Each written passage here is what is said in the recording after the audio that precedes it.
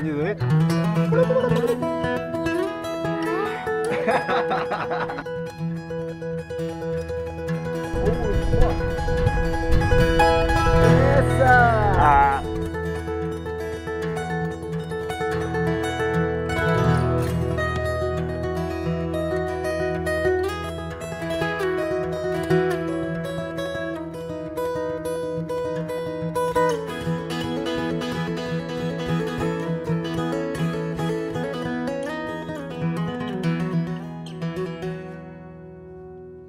Después de aterrizar en Bangalore, mi primer destino fue la Fundació Vicenç Ferrer, en Anantapur, donde pude comprobar las múltiples ayudas que esta gente está dando en el estado de Andhra Pradesh. Entre otros proyectos visité la escuela de idiomas. Hola Lando, ¿cómo estás? ¿Qué estás haciendo, bro?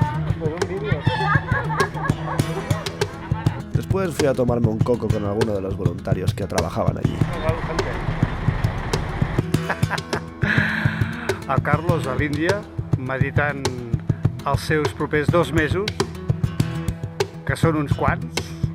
Alguien me recomienda visitar una ciudad a 4 horas al norte en el estado de Karnataka, llamada Hampi. Aseguran que no tiene desperdicio. Y ahí está mi primer viaje en rickshaw. En el norte le llaman tuk-tuk. Una lata de sardinas con la que avanzan entre el caos cagando leches. Eso es, todo bien ordenadito como me habían contado. ¡Qué puto calor! Mi viaje a India fue en mayo y junio, la peor época, principalmente porque el país está hirviendo. Se alcanzan temperaturas de hasta 45 grados. Si no queréis morir deshidratados, se recomienda visitar el país entre los meses de noviembre y febrero. Escaparéis de las temperaturas asfixiantes y de la época de lluvias. Eso sí, los precios serán algo más elevados que en temporada baja. En el centro de Hampi hay cerca de 350 templos. Compartí rickshaw con 2 chicas británicas y pude visitar algunos de ellos.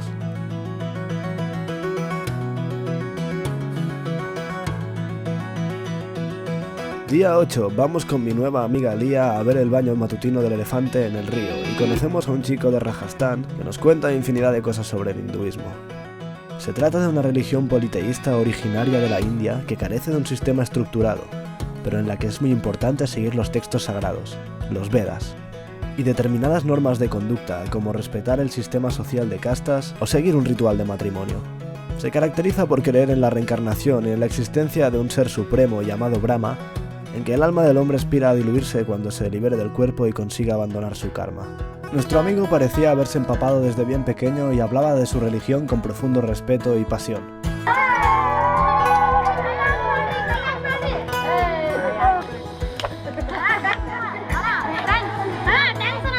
Thank you. Goodbye. Take care, man.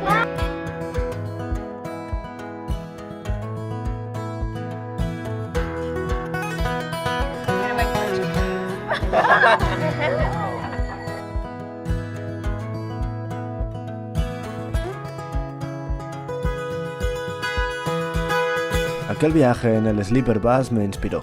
A más de 8.000 kilómetros de Barcelona sentí que yo era mi propio hogar y que estaba exactamente donde quería estar, en medio de la aventura.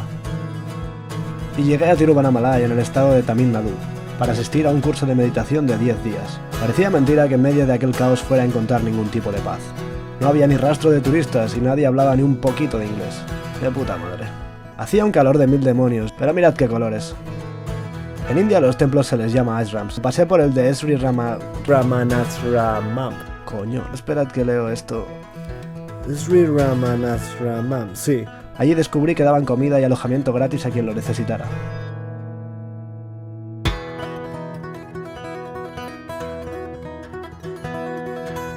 Bueno, doncs aquí estic, a punt de començar un retir de Vipassana.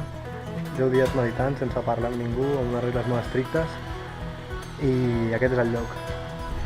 El retiro de meditación Vipassana consistía en 10 días sin hablar con nadie, sin teléfono, sin tabaco, sin objetos ni actividades más que meditar 9 horas al día.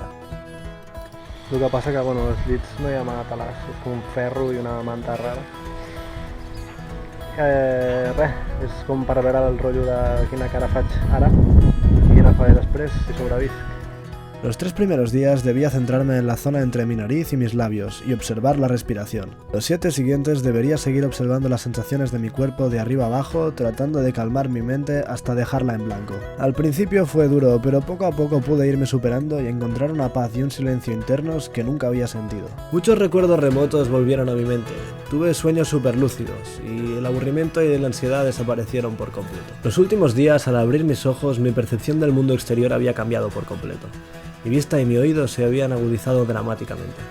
Ahora, por ejemplo, al mirar mi mano, veía los poros mucho más definidos, o el latido de las venas de forma exagerada.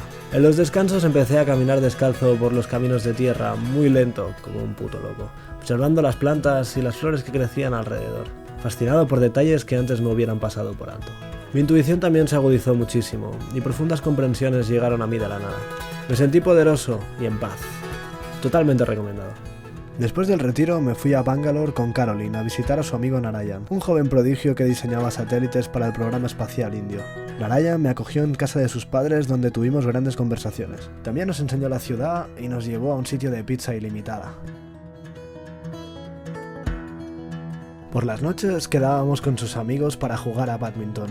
El cabrón parecía un nerd como los de Big Bang Theory, pero le metía la raqueta que daba gusto. Llegado el ecuador de mi viaje, cogí un vuelo interno a Delhi para visitar el norte del país, y de allí me fui a Agra a ver el Taj Mahal. La historia tiene gracia, porque la verdad que fui al Taj Mahal en chofer privado. Volé de Bangalore a Delhi en un vuelo interno por unos 90 euros, y ahí me recogió Govin, un chico indio que conocí en Turquía hace unos 3 años. Govin me acogió en su casa, pero durante el día estaba liado, así que me mandó al chofer de sus padres para que se encargara de mí.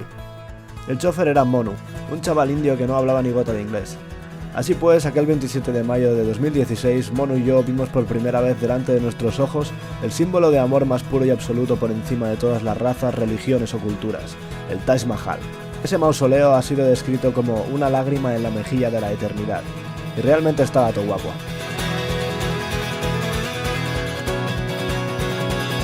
Día 28. Mi última noche en Delhi asistí a una fiesta en casa de una amiga de Govin que se marchaba a trabajar a Nueva York. La fiesta tuvo lugar en una casa enorme en un buen barrio de Delhi.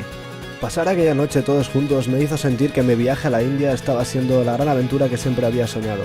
Me di las gracias a mí mismo por haberme atrevido a ir hasta allí.